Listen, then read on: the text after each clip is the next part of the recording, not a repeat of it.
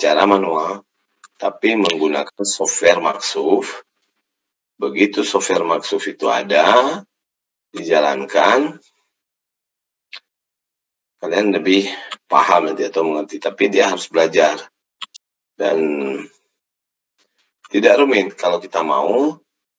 Jadi jangan kita beranggapan ini rumit, nggak bisa segala macam, nggak mungkin ya. Jadi insya Allah kalian bisa.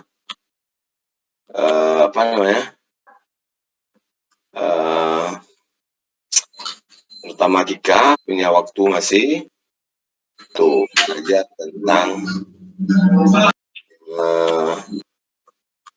maksum ini. Jadi dari sinilah nanti akan keluar tabel hidrostatis, tabelnya ada draftnya, ada displacement-nya dan segala macamnya ya, sampai nanti dia coefficient block dia akan kita dapati di sini. Ini adalah nanti grafiknya, dia akan keluar seperti ini deh. Jadi ada contoh grafik karakteristik hidrostatis ya, seperti ini dia. Jadi begitu Anda masukin angka-angka, bukan angka dimasukin, tapi dari rumusan tadi lens plan itu, maka akan keluar dia perhitungannya seperti ini. Kemudian ini adalah rencana awal konstruksi ya. Jadi bisa kita lihat ini adalah digambar di AutoCAD. Dari sini kalian bisa lihat bahwasanya kapal itu kalau nggak salah saya panjangnya sampai 25 meter ya. 25 meter. Jadi dari sini kalian bisa lihat, kalian bisa membuat potongan yang seperti ini adalah gading-gadingnya. Ini kapal kayu. Ini mesin induknya, ini propellernya, propulsinya, ini propeller, ini kemudi, ini daun kemudi, dan ini perlengkapan kemudinya. Ini mungkin palka yang kita selalu membahas tentang bangunan atas. Ini bangunan atas kapal. Kemudian tampak decknya seperti ini. Ini lagurnya, lagur decknya. Ini palka ikannya, ya. Ini juga palka, ya. Kemudian ini adalah bangunan atasnya. Itu dia. Jadi kalau kita bisa membaca gambar, mudah. Kemudian konstruksi profil atau missile section. Nah, bagaimana missile section? Ini dia. Ini missile pertama ini. Ini adalah potongannya ada dua saja. Potongan A dan B, biasanya ada C dan D, ya. Jadi menjadi bacaannya adalah missile section ini adalah bangunan atasnya atau ruang akomodasinya. Dia potong, kemudian satu lagi ruang kemudi. Jadi di bangunan atas dia potong dua, yaitu potongan A dan potongan B. Seharusnya ada di sini C dan D. Jadi inilah dia missile sectionnya seperti ini deh. Atau kalau bahasa kerennya adalah cross section. Banyak. Jadi begitu potongannya. Kemudian, nah ini contoh potongan melintang yang seperti saya katakan tadi. Ini ada C dan D, ya terjawab sudah.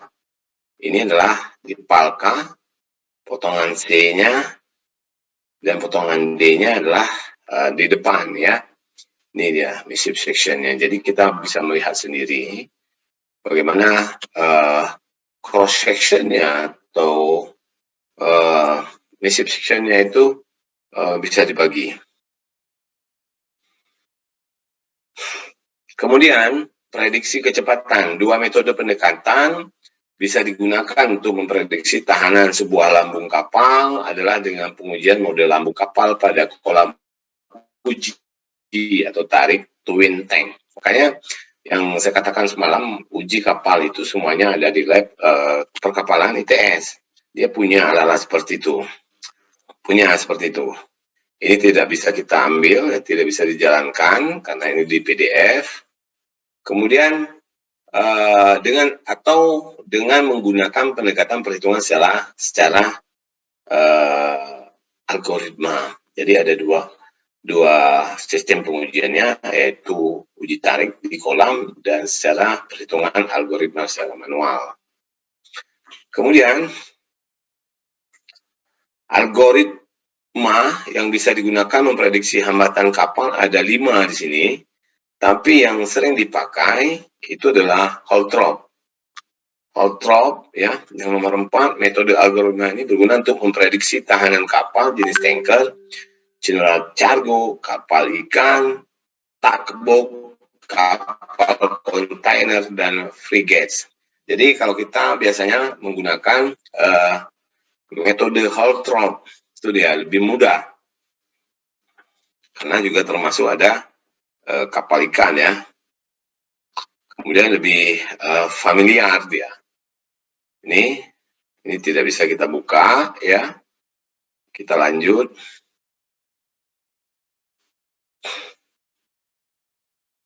Ini juga.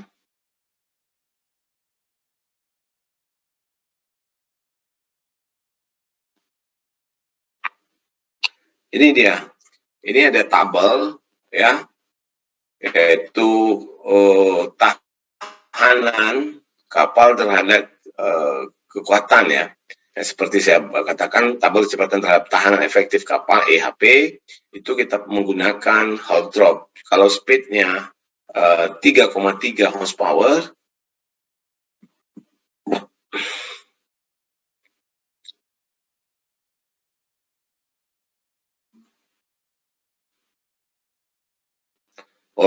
speednya kalau menggunakan horsepowernya 0,62, maka speednya ada di 3,3. Jadi semakin kita pakai powernya, yaitu di sini yang terakhir adalah 170 horsepower, maka dia berada di 15 speed atau 15 knot ya. Dari manakah ini kita tahu? Perhitungannya ada 2, model matematiknya ada 2, algoritmanya yaitu secara manual ataukah secara dia akan keluar semuanya.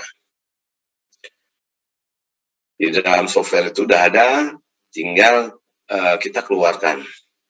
Dan dari kebutuhan daya mesin kita bisa lihat di sini. Jadi bukan kita menghitung suka-suka, maka mesinnya berapa yang harus kita pasang pada kapal yang telah kita rencanakan.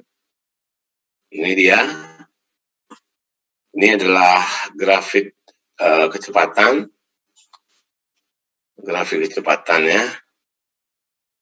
Ini dia. Saya menggunakan metode Holtrop. Jadi ini dia di sini. Seperti 11 knot pada mesin 110 horsepower. Ini contohnya, ini 11 knot. Kemudian, stabilitas kapal perikanan. Ini dia, jadi high stability atau low stability. Seperti saya katakan, kapal perikanan itu kapal yang lebar cenderung lebih stabil daripada kapal dengan lebar yang lebih kecil untuk ukuran panjang yang sama. Itu dia. Jadi semakin lebar maka stabilitasnya juga semakin baik daripada low stability dengan panjangnya ya. Makanya tidak sesuai ya, kalau di manusia namanya obesitas namanya ya. Jadi tidak proporsional. Itu dia. Kemudian ada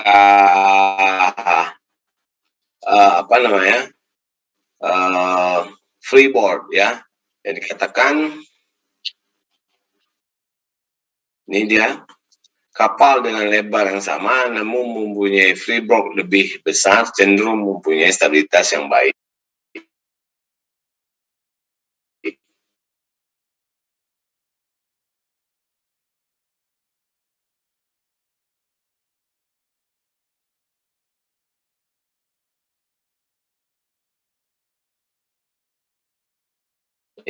Ini dia.